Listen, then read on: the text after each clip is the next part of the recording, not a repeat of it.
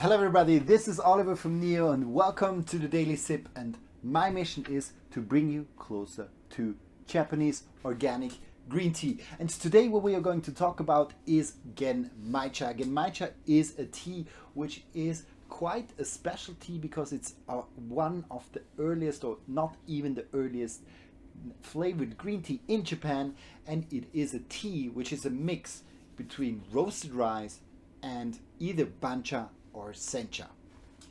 We have in our tea store, we do have a sencha, which is, or genmaicha, which is mixed with a sencha. So you have roasted rice mixed with sencha leaves, and these leaves, they are coming from Yakushima. Yakushima, a beautiful island from the south of Japan, or in the south of Japan, around 3 hours with the boat from Kagoshima. So it's quite a boat ride to a beautiful place, which is known to be very restorative also for many Japanese people. Just going there, connecting back with nature, because this island, all the people who are living on this island, they are very much linked to the nature of the beauty of it, and they want to keep the balance between nature and also the human being. And there's also a very famous movie which is called Princess Mononoke, and it actually talks about the cohabitants, or the kind of symbiotic being, or the kind of connection of human nature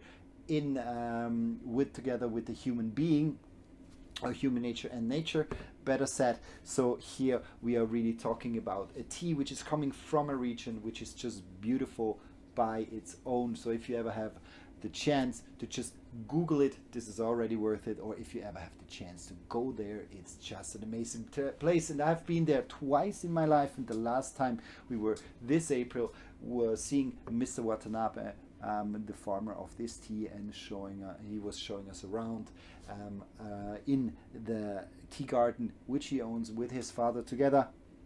And he's now, or the younger son, or the son is now taking over, or has taken over the business. So the father is just helping him out, but they live just in a beautiful place. And if you haven't seen it, maybe just try or have a look at our documentation or documentary which we did for Japanese green tea, around organic Japanese green tea especially. And there one part is also the visit which we do to Mr. Watanabe. But now we have said enough, so let's dive a little bit into Genmaicha. Genmaicha, a very good looking tea. So you really see the roasted rice mixed with the leaves. So this one here, a very, very good mix. And how it evolved actually is that when in the 16th, 17th or 18th century, around there, we really had the explosion of green tea in Japan.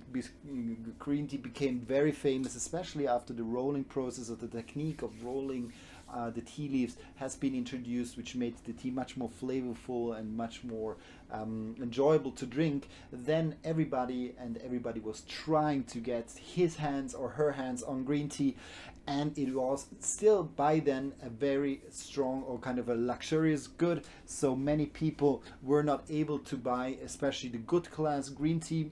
So they tried to find any solution to still consume, or being able to consume green tea. And one of them is really that they mixed the leaves with roasted rice just to give the tea more flavor, and they could do with less quantity of green tea, they could do more tea. And it is also said that actually the tea, due to its flavor of the cereally, a little bit kind of ricey flavors, nearly popcorny flavors, gives you a little bit the sentiment that you are actually eating something, or that you were eating something. And this then finally transmits into less of a hunger feeling, and that they can longer periods where they were not able to eat something, or longer periods where they just didn't have anything to eat, they were drinking Genmaicha. And this is what is said, that it just helps you over a longer period of non-eating. So it is also tea which has become more famous in terms of intermittent fasting. Nowadays a lot of people also are referring to Genmaicha to be a good tool, but this I can take up definitely in another video. Today it's really go deep into the taste of this tea and really explain a little bit what the Genmaicha is and how it is used. Good. So it's actually quite simple. So we just take 5 grams again. So 5 grams is the right quantity I always like to use.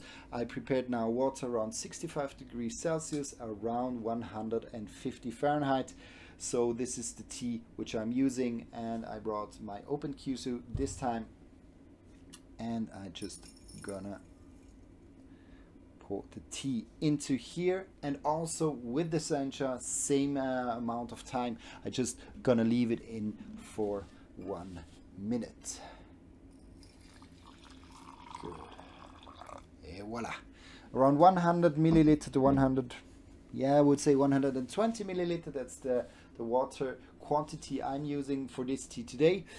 And yeah, exactly. One thing I wanted to say as well about the tea itself is what is nice about the Genmaicha is, even if it's made with a sencha, but also when it's done with the Matcha, the caffeine content of this tea is lower because it is a mix of rice with sencha. So you have automatically less quantity of tea, less quantity of caffeine than in your cup. And then you can just enjoy this tea also in the evening. And one thing also what's quite interesting about Genmaicha is that you can, that it gives you kind of a warm feeling, or kind of this warmth when you're drinking it. So it is a perfect tea for wintertime as well. So Genmaicha especially due to the mix of the nice refreshing leaves, maybe a little bit sweet leaves as well, together with the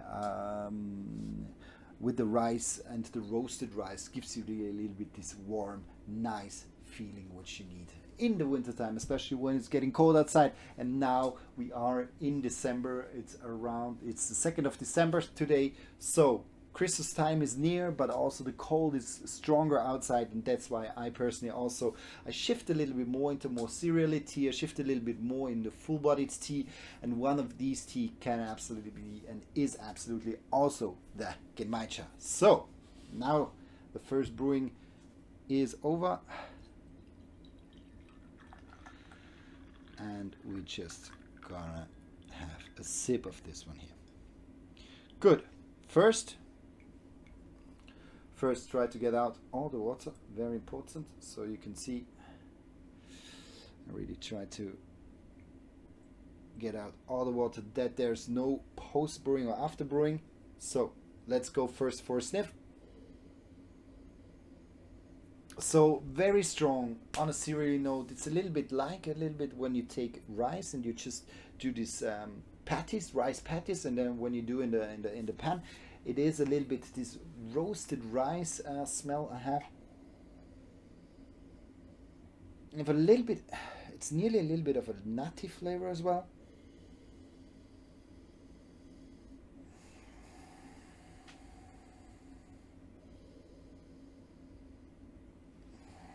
There's a nice small green flavor also coming with it. So there's a little bit of the essential flavor, even though the rice puffs or the roasted rice is quite dominant.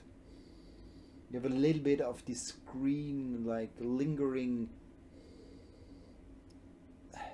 smell which is going with it. So the sencha kind of is there, but in a subtle undertone. So now I'm curious to see how the taste of the tea is when I am tasting this. So let's have a first sip.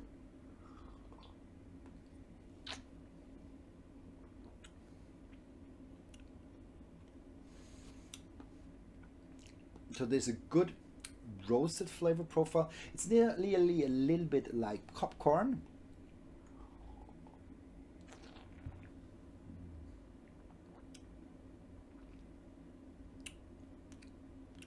And it kind of brings itself quite good together with the sencha, and the sencha gives a little bit of a kind of a green, a little bit of a slight kick to it, a little bit of a refreshing tone as well. As I used a little bit of hotter water around 65 to 70 degrees, there you're in the range where you kick the tea a little bit, and it just gives a little bit more of a citrusy profile to the tea.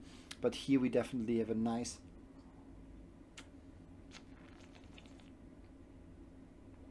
cereally flavor profile.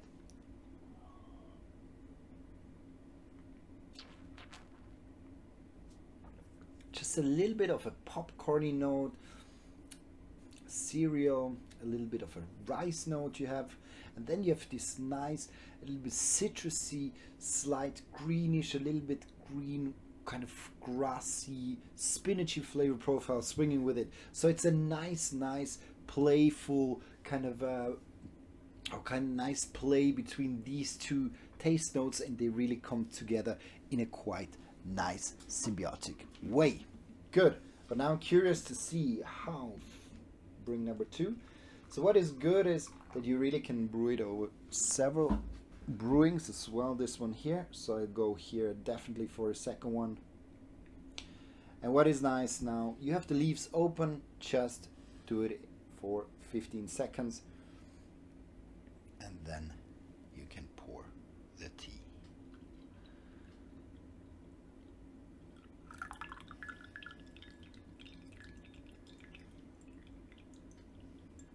Good, now it's nice, you can see that I can show it to you right away. So the sencha or the green tea takes up more and more space. So you can see the leaves have become quite big, so you don't even see the rice holes behind. Maybe I can show it a little bit. They're quite at the bottom. You can also eat the tea. Absolutely delicious. You can see here at the bottom the rice, which is a good part of the tea, but they're just a little bit below the leaves. Now let's see number 2.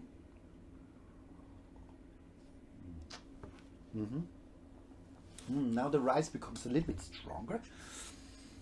So it really depends on the tea, but here I definitely have now a stronger tea in terms on this rice cereally note. The sencha taste has gone a little bit down.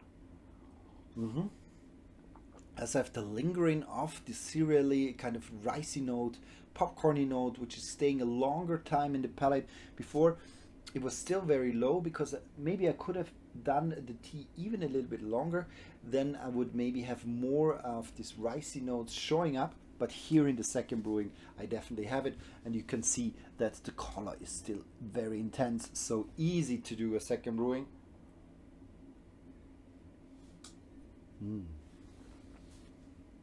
It's really nice that you have this kind of beautiful kind of popcorny flavor. I feel a little bit like I'm in the movies. This is what I personally like a lot. I don't drink Genmaicha too much, because often in the evening I drink mainly Matcha or a Kukicha, and in the morning especially now I go more into kind of a sencha Kumidoris at the moment. It's definitely one of my favorite kind of green teas which I'm drinking, but each time when I drink it I really appreciate it. And often people, even when they don't like too much green tea, often Genmaicha suits them very well, because it has a little bit this special flavor. If I go after my father, he said it smells like sweaty socks, but I don't agree at all. Sweaty socks, never heard of that, never smelled that. So here number 3.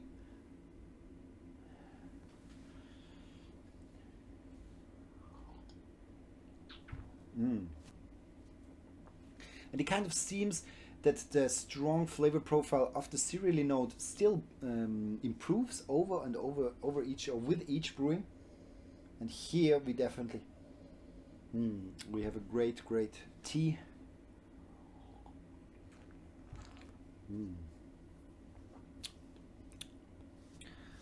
Yeah, that's definitely good in terms of this ricey. And it really becomes a little bit of a nutty flavor profile, so slightly kind of nutty, beautiful.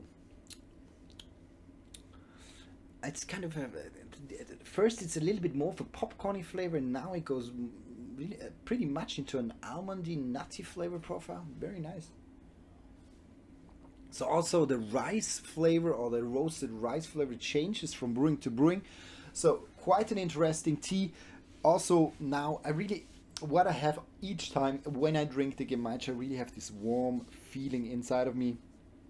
I just personally like it a lot, and therefore I think many people already told me, and I also believe it too, that Genmaicha, it is a very good tea when you are in colder days, autumn, winter, or maybe early spring.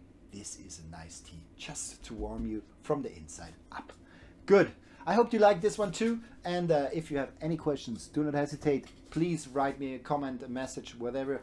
I try to answer it as soon as possible, as fast as possible, and all of them. So just ask me a question. I'm more than happy to answer them. I hope you like this one here, and I wish you a good day, and see you tomorrow. Bye bye. See you and good night.